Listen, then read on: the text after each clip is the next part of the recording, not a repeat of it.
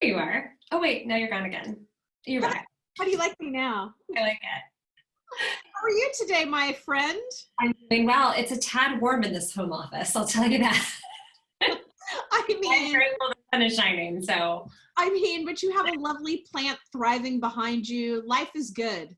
Right, and these are plants that you basically can't kill, so that's also great, It is you know. you need in life. Well, today I thought we could talk about something that we do a lot of work on, but it occurred to me based on some of the communication we've had with people that people don't always understand what exactly is a message ladder. So could you explain that to those watching today? Yeah, totally. At its most basic form, a message ladder is a document. It is a living, breathing document. I want to stress that. It's something that you don't just do and then leave and forget about. But it's a document that outlines your organization's key messages. So that can be, obviously as an organization, you're going to have messages that are pertinent to all lines of your business, right? Who you are as a company, what you stand for, and ideally, your message ladder will have some messaging around potential pain points. I apparently can't speak. It's been a long day of speaking. And so why do we say that this is something that needs to be like a page and 2 to 3 message points? Well, that's because if you're doing any kind of media interviews, you want to have these messages kind of top of mind anytime. Like this is your safe zone. This is your home base. And the reason for that is if you're talking to a reporter or you're on a panel and you get asked a question that's a little bit uncomfortable, those key messages are kind of where they're your safe zone, right? So your goal is always to kind of bridge back to those key messages. And, frankly, from a more universal perspective, we know, science tells us, this is people far smarter than I am, that the consuming public, that the people who are using your products and services or who are interested in you, they really only have capacity for a couple of message points anyway, right? So you want to make sure that anybody who's externally facing, from business development people, salespeople, to people who are talking to the media, there's so many iterations of this, are conversant in those messages. It was a very long answer to a very short question. Quite all right.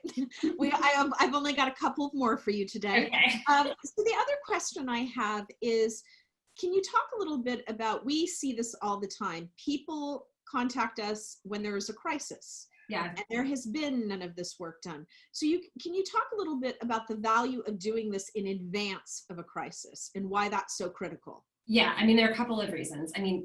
First, from a purely financial standpoint, if you're calling a crisis communicator to help you in a crisis and you don't have this work done, you are going to pay that crisis communicator a whole hell of a lot more of money than you otherwise would have. And those messages are going to inform the good times and the bad, right? So it's always a good idea to have these in advance. I think that, a lot of companies, particularly like when times are lean, they think, well, this kind of thing is something that we don't need to worry about right now. But frankly, it should be your guiding light, your watchword that kind of gets you through whether you're in a crisis or not. And it's also a lot easier to have a place to start, right? Like if you start doing this if you're a startup, for example, and you decide when you start a company, we're going to put together just a 1-page document of just our key message points about this company, who we are, what our product is, what our service is. Over time, you'll evolve that, like you'll update it. But it is a whole lot easier it's almost from an institutional knowledge perspective.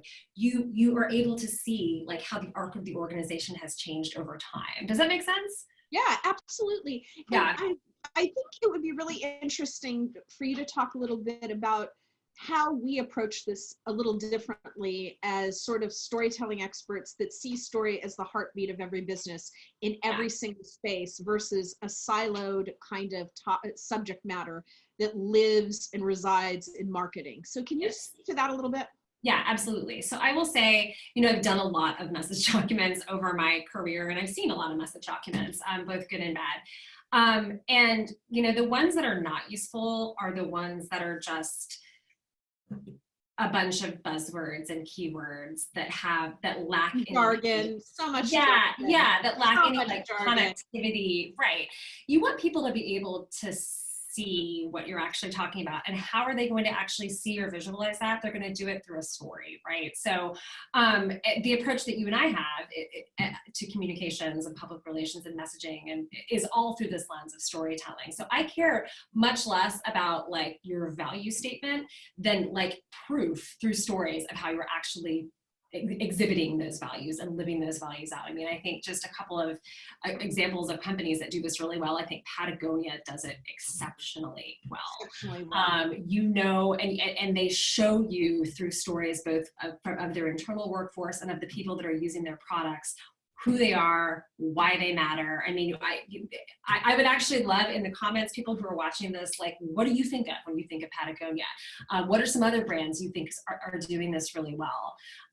You know, I think now more than ever, because we're living through this really weird pandemic and everything is virtual, people need story to grab onto. Like that is going to be your differentiator. So if you take nothing from this short video, go back and look at your message ladder if you have one. You know, maybe some PR firm did it for you like 10 years ago. And I want you to look through each of those points and think like, who can I point to right now that has a story about this? And how do I go about cataloging that story and collecting that story so it lives in perpetuity from an institutional perspective? Yeah, absolutely. I mean, I think we're seeing too, storytelling is not becoming less significant, it's becoming more significant. Yeah. And we are in an environment with a global pandemic that is making all of this more demanding. How are you managing the pandemic? How are you communicating about the way you're treating your employees, your client? All of this is so incredibly important. And if done poorly, is incredibly costly. Yeah. And it's hard to recapture and reclaim lost trust. Right. So I can't say enough about, we really like it when it happens earlier and we're able to nurture that. It's more economical, and it's also, you know, it's this old, you know, Native American proverb, he who tells the story rules the world. The sooner you're in control of the narrative, the more power you actually have. That's right. So with that, I would just like to close with one last question, and that is, you know, can you talk a little bit about sort of who our clients are and how they sort of arrive to us, not just sort of corporate clients, but legal law firms, things like that, and how they're using us? Yeah, so I mean, we serve all kinds of clients, right? From nonprofits to large law firms, to service providers, to governmental agencies, public-private associations. Associations. I mean, it really like runs the gamut. And they come to us for a couple, I think, you know, main competencies. First is the training, right? I think that so much of what we do in public relations, which, you know, is something that you and I do through through our company, the public relations piece is incredibly important, but it needs to exist in consort with sort of this army of storytellers, right? That we like to say. Everybody in your organization needs to understand the neuroscience of storytelling. They need to understand why stories are more effective than data in influencing people and moving behavior. And they need to understand like what stories within your organization do we want to be telling, like, and why? And that is another critical piece of the work that we do that sort of ties those two areas, the public relations and the training, the storytelling training together. And, you know, my past, as you know, is I was a journalist, I was a lawyer, I've done PR for a number of years now. And so I've had exposure to a lot of different verticals of businesses, you know, both as the general counsel side of a company, then working as an external vendor to very large companies. And you know, I think the tides are changing with PR. I think that companies are understanding that it cannot just be something that's relegated to a marketing or communications line item. It has to be something that's really holistic. And I am really, really privileged to do this work with you, with companies that get that, because it feels like we're on the precipice of this really exciting sort of groundswell in how businesses in the United States are telling their stories.